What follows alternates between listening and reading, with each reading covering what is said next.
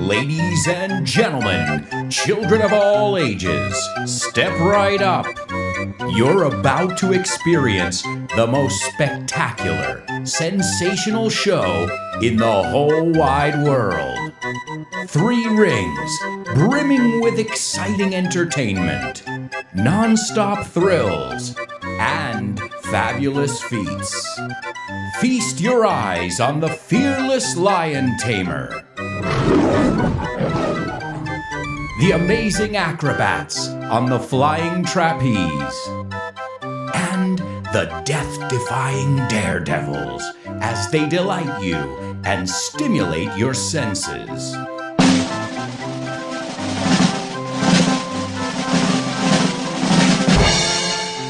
Join me as we circumnavigate the circus on this week's episode of FYI. Welcome to For Your Info. En inglés. You got it.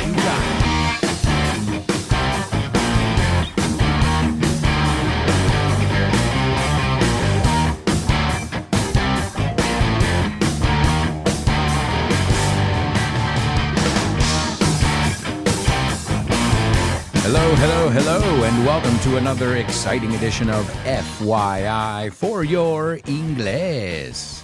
This is the topic-based show where you're going to learn about everything and anything, and it's up to you. All you have to do is send me your suggestions, and I'll look into it. The list keeps getting longer, so keep 'em coming, as we say in English. Now, this was one I chose. Maybe somebody recommended it, but I knew this was an episode that I wanted to do because the circus made such an impression on me at such a young age that I believe that my radio show and FYI has been affected by my early experiences at the circus. So this is a really special episode for me. Even though I can't remember the last time I went to a circus, one of my earliest memories is from a circus, and I'll tell you a little bit about that later on. Let's kick off with today's intro. I started by saying, ladies and gentlemen, children of all ages, step right up.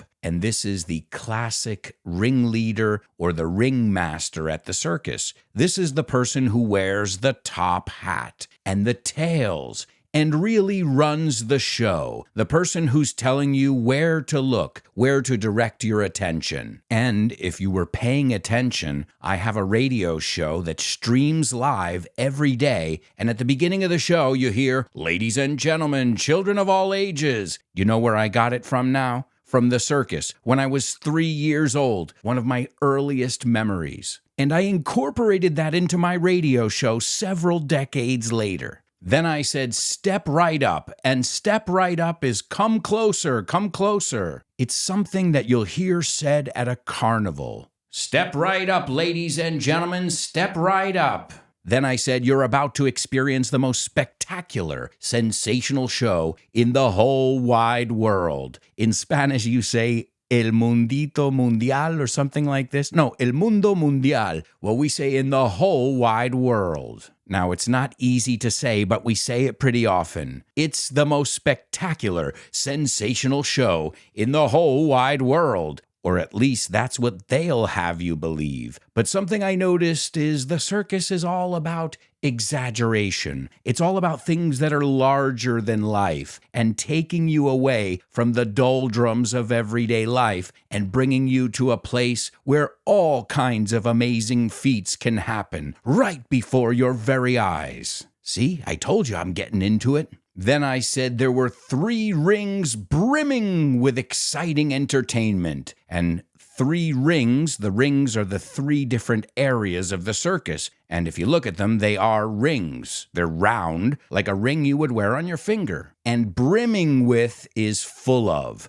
I think you say a rebosar de. Exciting entertainment, non-stop thrills. Thrills are things that cause adrenaline rushes. And fabulous feats. And these are all words that we've looked at on FYI. The word feat is hazaña. Then I said, feast your eyes on the fearless lion tamer. And to feast your eyes is a very carnivalesque way of saying, look over there. I guess it would be more common these days to say, check out the fearless lion tamer. But I wanted to stylize it. I wanted to use circus speak. And the lion tamer is the person who goes in the cage with the lions, who has a whip and tries to tame the lions. And the word tame is domesticado o amansado in Spanish. But perhaps you prefer the amazing acrobats on the flying trapeze or the death-defying daredevils. And to defy death means to look death in the face and give it the middle finger. And a daredevil is somebody who's not afraid of anything. I always think of Evel Knievel. He was one of the first, or at least one of the most famous daredevils ever. And I wrapped up by saying they delight you and stimulate your senses. Careful with that one. It's not stimulate, it's stimulate your senses. The U sounds like you. And then I said, join me as we circumnavigate the circus on this week's episode of FYI.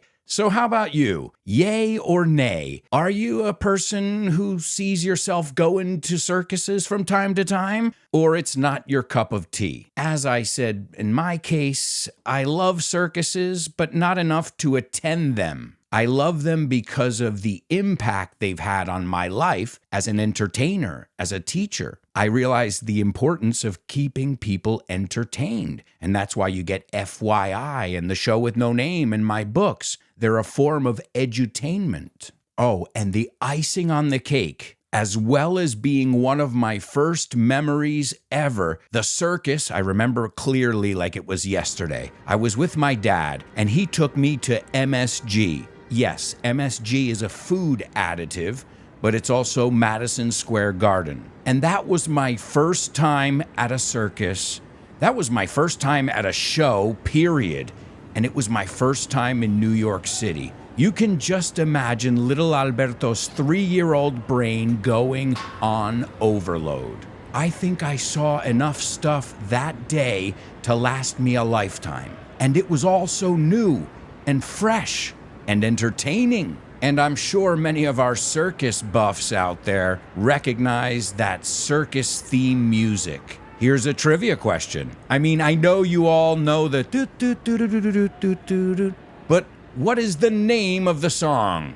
Did you say Entrance of the Gladiators? If so, give yourself a pat on the back. It's Entrance of the Gladiators, and it came out in 1897. Now let's take a look at the etymology of the word circus. The word circus dates back from Roman times, when arenas, such as the Circus Maximus, well, they would stage chariot races, and they had gladiator contests, and they had these mock battles, and to mock is like to parody something. It's also another way of saying to make fun of. And the word circus is a variation of the Roman word for circle or ring. And as we'll see, many cultures had things that could be considered the predecessors of the modern-day circus. The early day circuses, many of them started as menageries. And a menagerie is a collection of animals. I think you call it casa de fieras in Spanish. And then they developed into what they are today. And we're going to talk about some of those firsts that changed the circus world. But popular entertainment acts such as juggling,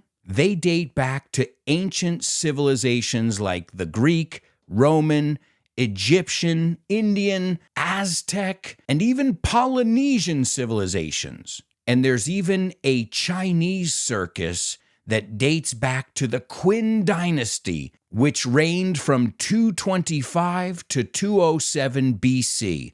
BC stands for before Christ. So there was always a need for entertainment. But when was the modern circus invented? The circus that's more or less as we know it today? Good question. I thought you would never ask. The modern circus was invented by a trick horse rider from London. And a trick horse rider is somebody who rides a horse and does tricks. The guy's name was Philip Astley, and he opened up his own amphitheater, and it was called the Amphitheater of Equestrian Arts in London, and that was in 1768. So you could say the modern circus, the circus as we know it today, started in 1768. Now, Philip Astley never called his show a circus. It was his competition that first coined the term, a writer and actor named Charles Dibdin. And he founded a company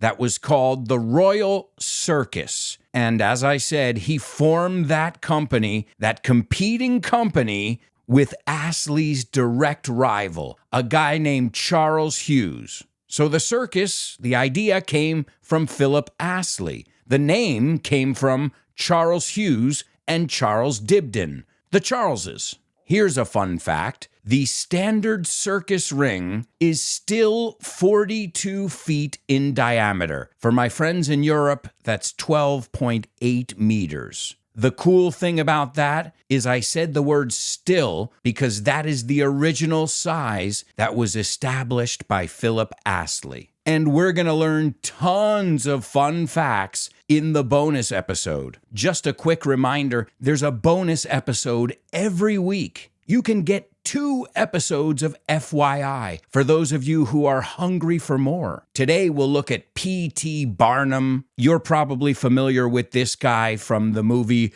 The Greatest Showman with Hugh Jackman. We'll also talk about tragedy in the circus and controversy. You know I love a little bit of controversy. We'll talk about unconventional circuses. And as I said, lots of idioms and fun facts. If you want access to the bonus episode, all you have to do is go over to patreon.com/Alberto Alonso and you can find out more. You can get bonus episodes every week, PDF documents with all the vocabulary and expressions, and if you're in our higher levels, you can have a weekly review class with me, and it's tons of fun. We're always cracking up in class. And if you're in our highest level, our interstellar level, you get all that stuff and a monthly private class with me. As I've said, it's a deal, especially if you know you want classes with me. Or maybe you just want the extra material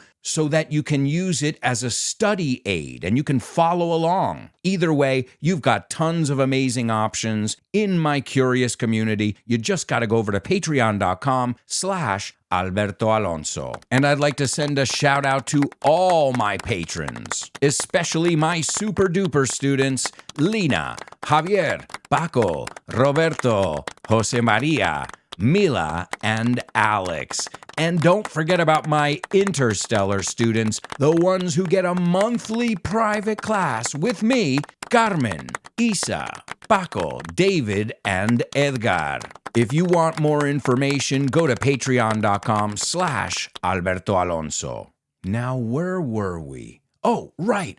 Let's look at some feats and firsts. And feats are hazañas, great things. And firsts are, well, the first time something's ever been done. I think that one's pretty self-explanatory. We already talked about the first circus being in London in 1768. Well, when was the first American circus founded? That was founded on April 3rd, 1793. It was founded by John Bill Ricketts, an Englishman, by the way. He saw how well it was starting to work in England and brought it over to the United States. And do you know who was in attendance? Do you know who was in the house? GW, baby. What? GW?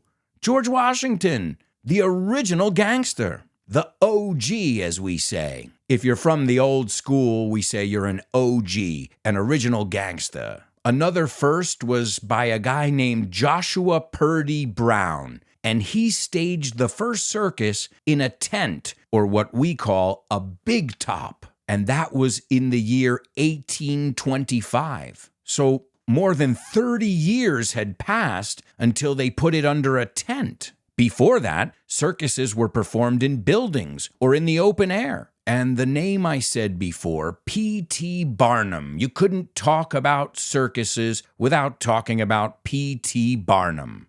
Again, if you've seen the movie The Greatest Showman, then you'll be familiar with his story. Although I have to say, the movie really tried to clean up his image in the end. I wonder if it was paid for by his estate. Well, either way, he was an important figure. He was the first one to use special trains as a form of transportation from one town to another. And this really paved the way for traveling circuses. And now, I think most circuses are traveling circuses. So he was the pioneer of, we'll take the circus to you. And he found a way to use the technology of that day and age of railroads to use it to his advantage. And we'll talk more about this mysterious man in the bonus episode. But he is a controversial character, to say the least. Let's talk about the different parts of a circus. And when I say parts, I mean the performers, because we've already talked about the big top. You've got the ticket booth, or the box office. You say taquilla in Spanish. You've got my favorite part,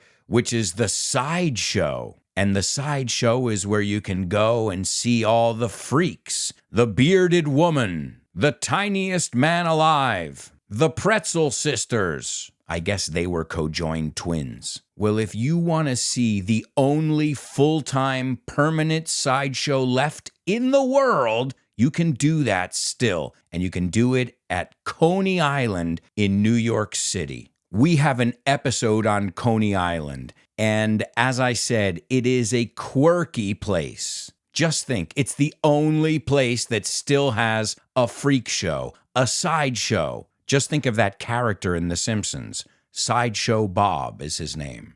And the word freak here no es un friki, sino un bicho raro. Un friki de algo sería a geek. So you guys who are listening to this, you are language geeks, frikis de idiomas. These people in the sideshow were, as they called them, freaks of nature. Just another reason to go to Coney Island. I don't mean it's good to stare at people and gawk at them or anything like that, but it's a piece of history. They're slowly disappearing because it's not a good idea to go put somebody, a human, on display and say, take a look at the fattest woman in the world. I think that entertainment is frowned upon these days. And if something is frowned upon, está mal visto. So we haven't even gone inside. We're still in the sideshow tent. But before we get into the performers, let's talk about how circuses have evolved. They started out with acts like juggling and acrobatics,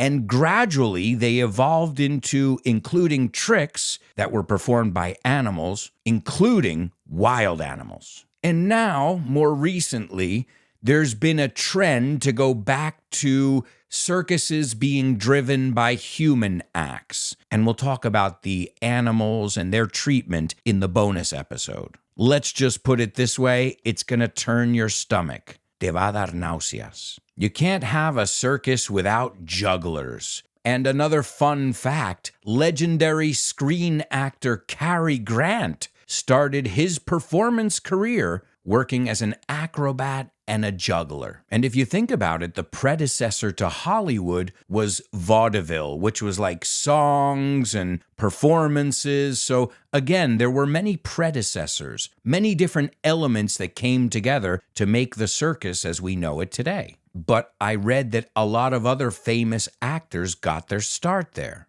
So jugglers, gotta give respect to the jugglers. Oh, and to juggle is an expression. I'm juggling a lot of things right now. That means I've got a lot of things on my plate. I think we're all juggling a lot of things in life. Don't forget about the acrobats. They're amazing on the flying trapeze, or whether they're on the tightrope, which I always thought was funny. You call it la cuerda floja, and we call it the tightrope, estirada. Don't forget about the stilt walkers, and the stilt walkers are people who walk on stilts, and it makes them a lot taller. Perhaps some of the most controversial performers in a circus, and I don't mean because they're bad people, but it's more about the phobia. I'm talking about clowns here, and I'm not clowning around.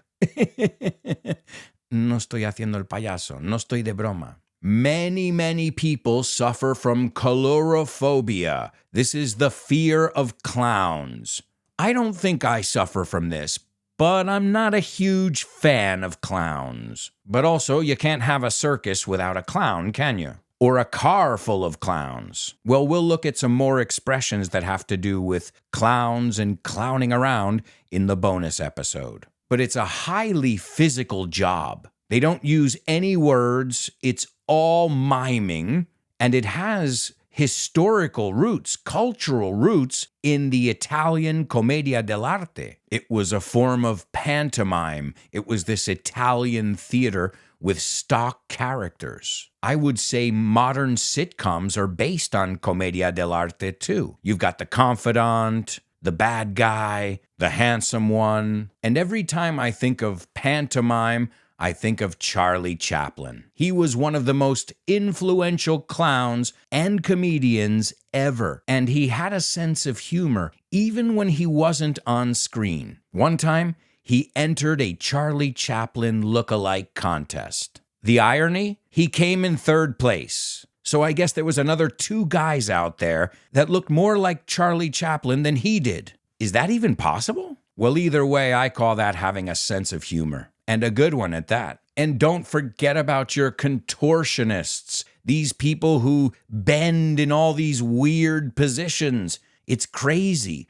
I imagine some of these performers have to be double-jointed, and a joint is una articulación. But they have to be extremely limber and extremely flexible. So I guess there's one thing we're seeing here. Being a circus performer can be a very physically demanding job. It's not some cushy office job where you're sitting in the AC. And if the circus still has animals, well, just think of the smell of the elephant poop in the background. You can say poop, or another way to say it is dung. This is especially when we're talking about animals. There's a famous animal called the dung beetle. Anyway, I'm done talking about that.